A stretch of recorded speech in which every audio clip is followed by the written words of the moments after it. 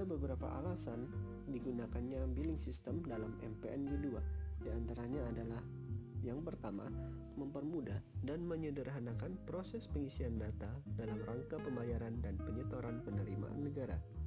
Yang kedua, menghindari atau meminimalisasi kemungkinan terjadinya human error dalam perekaman data pembayaran dan penyetoran oleh petugas bank atau pos persepsi. Yang ketiga, memberikan kemudahan dan fleksibilitas cara pembayaran atau penyetoran melalui berbagai alternatif saluran pembayaran dan penyetoran. Yang keempat, memberikan akses kepada wajib bayar dan wajib setor PNBP untuk memonitor status atau realisasi pembayaran dari penyetoran PNBP.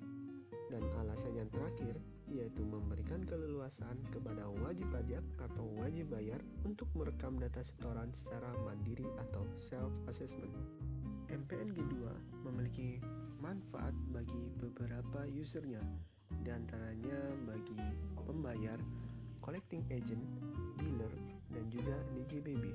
Bagi pembayar, baik WP, WS, atau WB, MPNG 2 bermanfaat karena layanan online dan fleksibel dimanapun dan kapanpun, kemudahan dalam proses billing dan konfirmasi setoran, serta kerahasiaan data.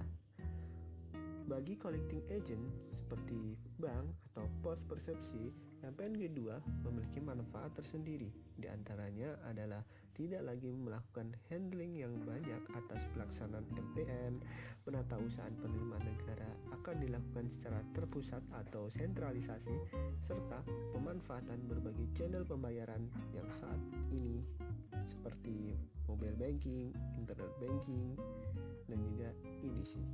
Bagi pembayar baik WP, WS, atau WB, MPNG 2 bermanfaat karena layanan online dan fleksibel dimanapun dan kapanpun, kemudahan dalam proses billing dan konfirmasi setoran, serta kerahasiaan data.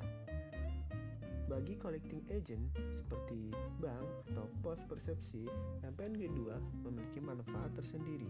Di antaranya adalah tidak lagi melakukan handling yang banyak atas pelaksanaan MPN, penatausahaan penerimaan negara akan dilakukan secara terpusat atau sentralisasi, serta pemanfaatan berbagai channel pembayaran yang saat ini seperti mobile banking, internet banking, dan juga EDC.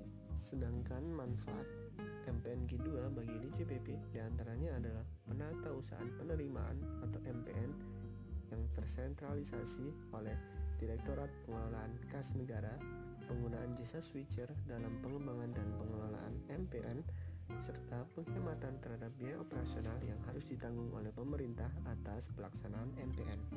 Berikut adalah DFD konteks MPNG 2. Untuk berikut ini adalah DFD level 0 dari MPNG 2. Sebelum membahas mengenai MPNG 3, berikut disampaikan adanya perbandingan antara MPNG 1 dan MPNG 2. Pada MPNG 1 masih menggunakan manual billing system, layanan over the counter tidak melayani seluruh transaksi penerimaan, layanan single currency, dan audit BPK masih disclaimer pengelolaan layanan dan data per transaksi per unit eselon 1.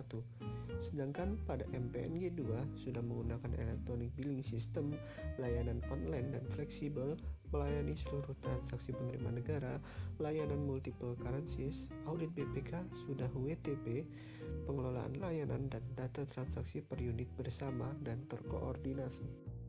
Saat ini, MPN terbaru yang diluncurkan oleh Kementerian Keuangan adalah MPN generasi ketiga atau MPNG 3.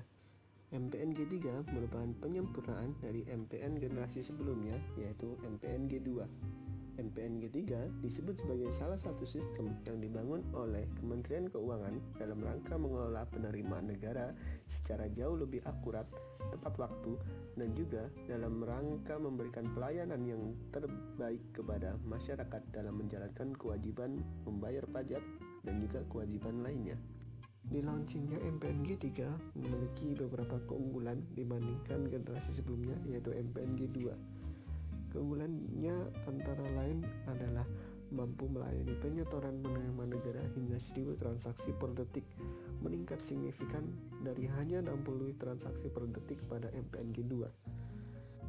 Selain itu, MPNG3 juga dapat dilakukan melalui dompet elektronik, transfer bank, virtual account, dan kartu kredit yang dilaksanakan oleh agen penerimaan yang dikenal dengan lembaga persepsi lainnya seperti e-commerce, retailer, dan fintech. Pengembangan MPNG3 dilakukan secara kolaboratif antara Kementerian Keuangan dengan sejumlah bank serta pelaku fintech dan e-commerce seperti Tokopedia, Finet Indonesia, dan Bukalapak. Perusahaan fintech tersebut ditetapkan sebagai lembaga persepsi lainnya. Dengan masuknya Tokopedia, Finet, dan Bukalapak menjadi lembaga persepsi, maka total bank atau pos atau lembaga persepsi menjadi 86 bank atau pos atau lembaga. Selain itu, keunggulan lain dari MPNG3 adalah single sign-on. Artinya, penyetor dapat mendapatkan kode billing untuk seluruh jenis penerimaan negara yang dapat dilanjutkan pada proses penyetoran sekaligus. Penatausahaan rekening pada MPNG2. Ketentuannya yaitu hanya satu rekening untuk masing-masing jenis mata uang pada bank atau pos persepsi untuk menampung seluruh penerimaan negara. Rekening berada di kantor pusat bank atau salah satu cabang yang ditunjuk. Seluruh transaksi penerimaan negara langsung dikreditkan ke rekening persepsi pada masing-masing bank atau pos persepsi. Pelimpahan penerimaan negara dari rekening penerimaan ke rekening sub RKUN di PKN mengikuti ketentuan. Batas waktu atau cut-off transaksi yang tercatat pada rekening koran mengikuti ketentuan di masing-masing bank atau pos persepsi. Kantor cabang bank atau pos persepsi sebagai payment channel melalui kantor pusat atau cabang yang ditunjuk untuk mengakses ke sistem settlement. Bank atau pos persepsi menyediakan media penyetoran untuk WP atau WB atau WS berdasarkan ID billing. Yang selanjutnya yaitu prosedur penerimaan setoran dapat melalui teller, ATM, dan e-banking. Sistem bank atau pos persepsi menerbitkan dan mencetak PPN. Bank atau pos menyediakan fasilitas cetak ulang PPN. Pelunasan kewajiban kepada negara diakui sesuai tanggal pembayaran pada PPN atau struk ATM. Bank atau pos persepsi dapat melakukan beberapa kali pelimpahan ke rekening sub RKUN di PKN pada Bank Indonesia. Periode cut-off harian pembukuan sesuai zona waktu masing-masing kantor pusat atau cabang yang ditunjuk sebagai koordinator. Pelimpahan penerimaan dalam mata uang rupiah melalui BI RTGS, mata uang USD melalui Swift Code. BI memberikan nomor sakti melalui RI BI RTGS dan bank koresponden akan menerbitkan transaction reference number atas outgoing transfer. Bank atau pos persepsi mencantumkan nomor sakti atas pelimpahan pada masing-masing detail data transaksi pada DNP. Laporan penerimaan negara diatur pada pasal 26 pada PMK 32 tahun 2014.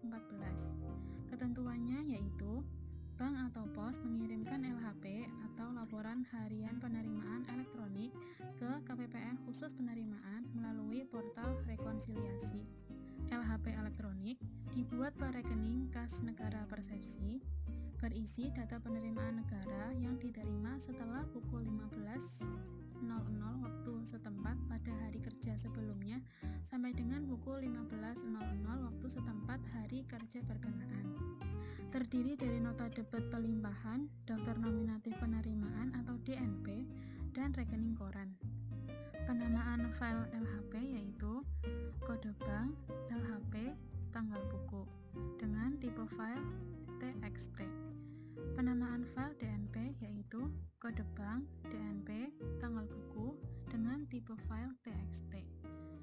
Format teks file IDNP yaitu kode bank, tanggal transaksi, waktu transaksi, tanggal buku, kode billing, NTP, NTPN, nilai, mata uang, dan nomor sakti.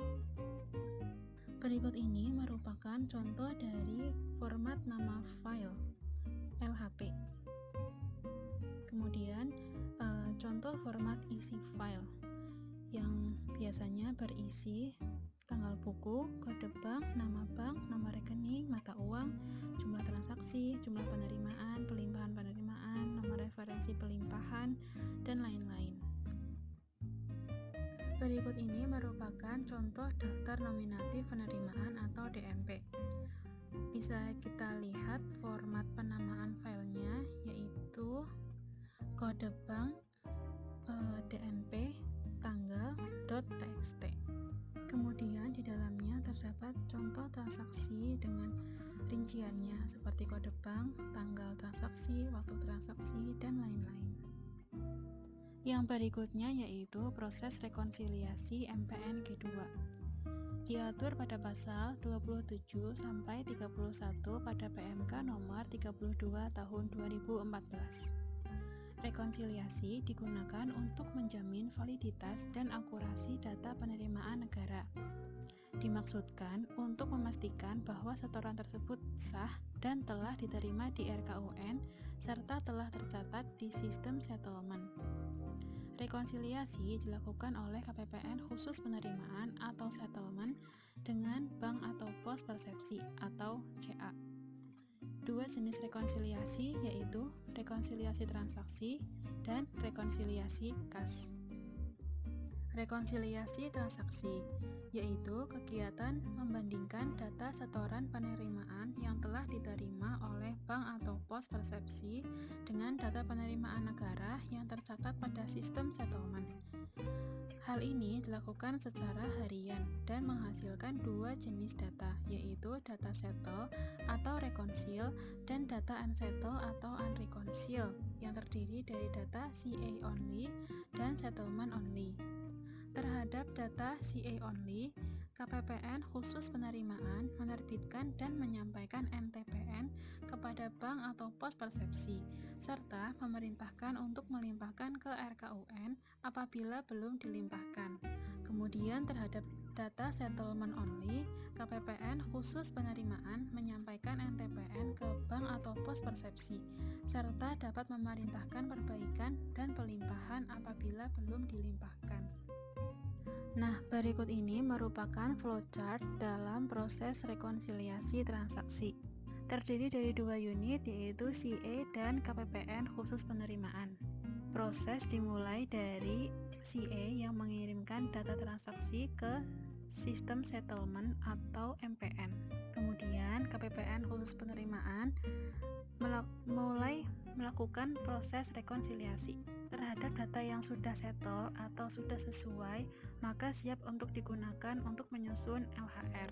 Kemudian, terhadap data yang unsettle atau unreconcile, CA kemudian melakukan klarifikasi. Apabila datanya merupakan CA only, maka KPPN kemudian menerbitkan dan menyampaikan NTPN ke CA. Kemudian datanya menjadi settle. Nah, terhadap data yang settlement only harus dilakukan penelitian secara lebih lanjut. Rekonsiliasi kas adalah kegiatan membandingkan jumlah uang yang dilimpahkan ke sub RKUN penerimaan dengan kewajiban pelimpahan oleh bank atau pos persepsi berdasarkan transaksi penerimaan negara pada hari kerja berkenaan. Dokumen yang digunakan yaitu A. Nota debit dan rekening koran yang diterima dari bank atau pos persepsi, B. Nota kredit dan rekening koran sub RKUN penerimaan, dan C. LHP elektronik.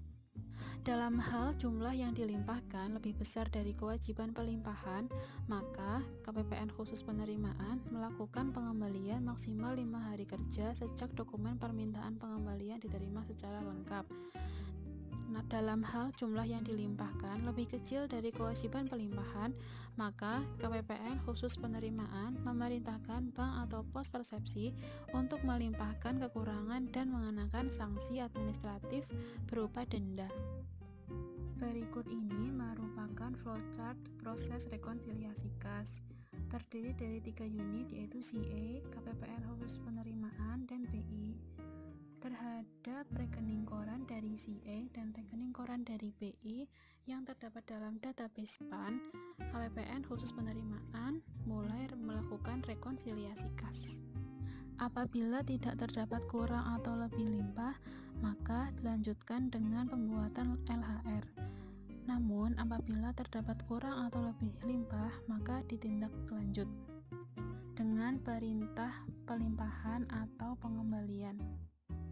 Berikut ini merupakan diagram penyusunan laporan keuangan Satker. Dalam hal ini, Satker dapat melakukan konfirmasi melalui MPNG2, OMSPAN maupun SPAN, dan juga dapat melakukan koreksi yang selanjutnya digunakan sebagai input pada General Ledger SPAN. Kemudian digunakan untuk rekonsiliasi. Rekapitulasi penerimaan pajak. Latar belakangnya yaitu pertama, transaksi penerimaan detail per NTPN. Kedua, volume data transaksi melalui MPNG2 yang semakin besar. Tiga, kebutuhan percepatan reporting maupun rekonsiliasi. Untuk mempercepat proses posting di SPAN, mulai 1 November 2017 telah diterapkan sistem rekap untuk penerimaan perpajakan atau pilar pajak, di mana NTPN setoran dengan unsur sama pada rekening MPNG2 yaitu tanggal buku, kode Satker, kode KPPN, dan kode akun akan dibuatkan satu NTPN rekap secara otomatis yang selanjutnya akan diinterface ke SPAN. Oleh karena itu, yang akan tersedia di SPAN hanya NTPN summary.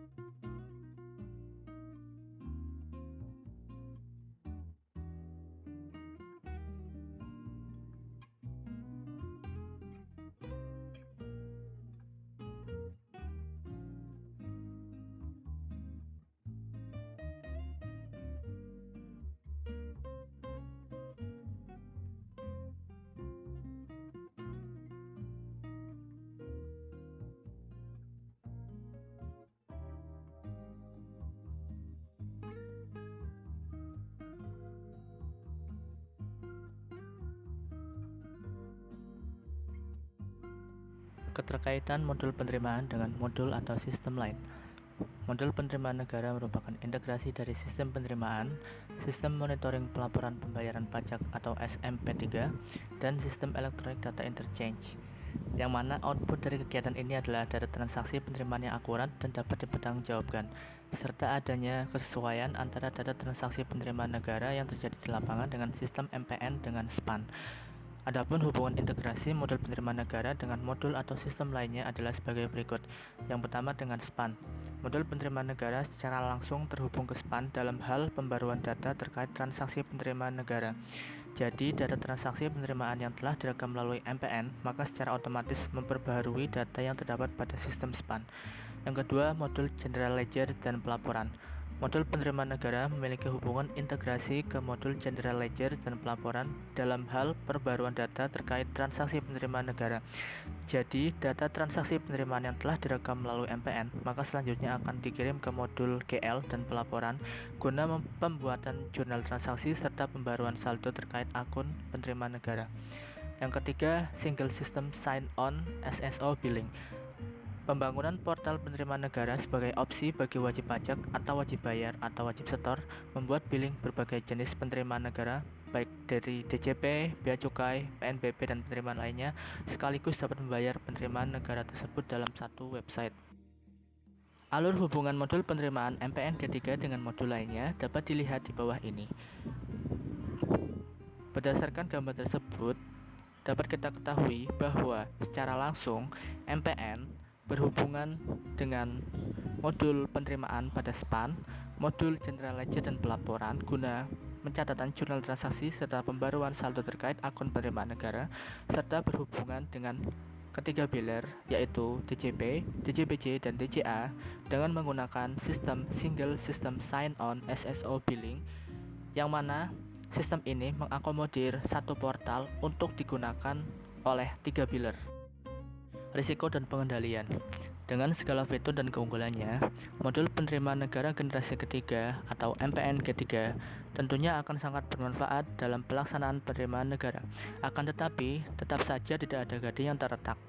Sama halnya dengan suatu aplikasi atau sistem, pasti akan menemui risiko atau kendala dalam penggunaan.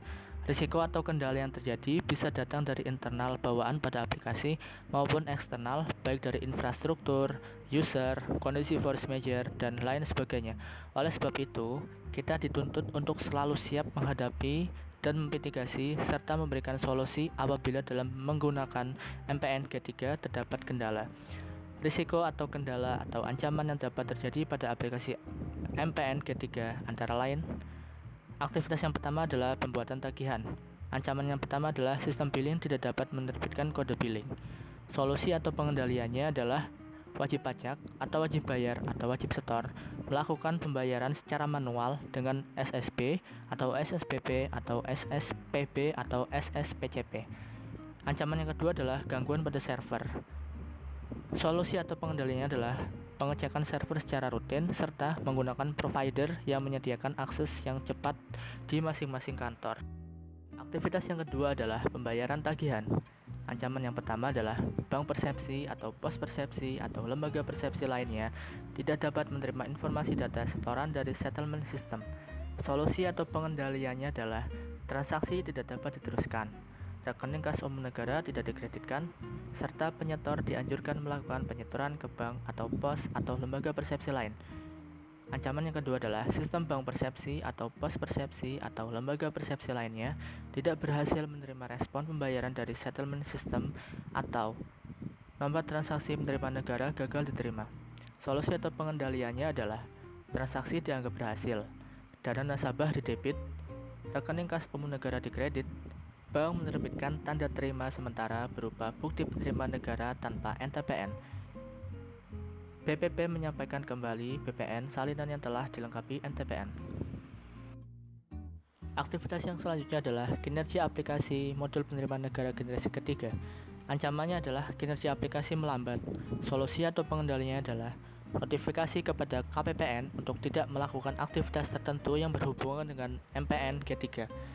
Aktivitas yang selanjutnya adalah tentang validitas data. Ancamannya, terjadi ketidakcocokan antara data transaksi penerimaan dengan penerimaan sebenarnya yang terjadi dan masuk ke dalam rekening. Solusi atau pengendaliannya adalah KPPN melakukan rekonsiliasi dengan satuan kerja dan bank persepsi atau pos persepsi atau lembaga persepsi lainnya. Aktivitas yang selanjutnya adalah keamanan data transaksi. Ancamannya, terjadi kebocoran data pada lembaga persepsi lainnya atau e-commerce. Solusi atau pengendalian yang pertama dengan melakukan enkripsi atau kriptografi data. Yang kedua dengan autentikasi dan verifikasi dua faktor. Aktivitas yang selanjutnya adalah kehilangan data pada server. Ancamannya, kondisi daya listrik mati saat sedang melakukan proses penginputan data ke dalam sistem. Solusi atau pengendaliannya menggunakan cookies untuk menyimpan sementara data yang diinput sebelum disubmit atau disimpan ke dalam server. Perbaikan proses bisnis. Modul penerimaan negara generasi ketiga MPN G3 adalah penyempurnaan dari MPN G2. Penyempurnaan tersebut antara lain, yang pertama menggunakan sistem single sign-on. Sistem ini memungkinkan tiga biler yaitu DJP, DJPJ, dan DJA yang sebelumnya menggunakan portal yang berbeda, kini pada MPN G3 menggunakan satu portal yang sama. Yang kedua adalah peningkatan infrastruktur kapasitas transaksi, di mana pada modul penerimaan negara generasi ketiga mampu melayani transaksi setoran penerimaan negara hingga 1000 transaksi per detik, yang mana sebelumnya pada MPN G2 hanya dapat melayani 60 transaksi per detik. Yang ketiga adalah lembaga persepsi lainnya. Di zaman yang serba cepat dengan teknologi yang semakin terus berkembang, era digital menawarkan kemudahan dan kecepatan dalam bertransaksi. Oleh sebab itu, MPN G3 menggandeng perusahaan financial technology, e-commerce, retailer, dan lembaga lain sehingga pada MPN G3 memungkinkan untuk melakukan pembayaran dengan uang elektronik dan dompet digital. Secara sistem dan fitur, MPN G3 merupakan sebuah terobosan yang sejalan dengan era digital, sehingga apabila dilihat secara sistem, MPN G3 sudah sangat up to date dengan fitur-fitur yang canggih. Namun tetap saja, perbaikan harus terus dilakukan agar aplikasi yang sudah canggih dapat semakin digunakan dengan lancar tanpa terkendala. Oleh sebab itu, perbaikan-perbaikan kecil yang sekiranya diperlukan pada MPN G3 antara lain adalah: yang pertama, peningkatan keamanan sistem informasi. Dompet digital pada e-commerce merupakan sebuah terobosan yang sangat kekinian di era digital. Segala transaksi dapat dilakukan dengan mudah dan cepat. Akan tetapi, di balik kemudahan sharing tersebut, terdapat kelemahan berupa rentan terjadi kebocoran data karena ulah hacker dan atau cracker. Untuk mencegah hal tersebut, diperlukan metode enkripsi dan verifikasi dua faktor yang baik agar tidak mudah untuk disusupi oleh oknum tidak bertanggung jawab. Yang kedua adalah peningkatan infrastruktur teknologi informasi. Segala fitur yang menarik akan tidak berguna apabila tidak tersedia koneksi yang mumpuni. Oleh sebab itu, infrastruktur teknologi informasi harus diperhatikan agar berjalan dengan mulus. Sekian pembahasan modul penerimaan dari kelompok 8. Semoga bermanfaat dan mohon maaf apabila terdapat kesalahan kata maupun penjelasan dari kami. Terima kasih. Wassalamualaikum warahmatullahi wabarakatuh.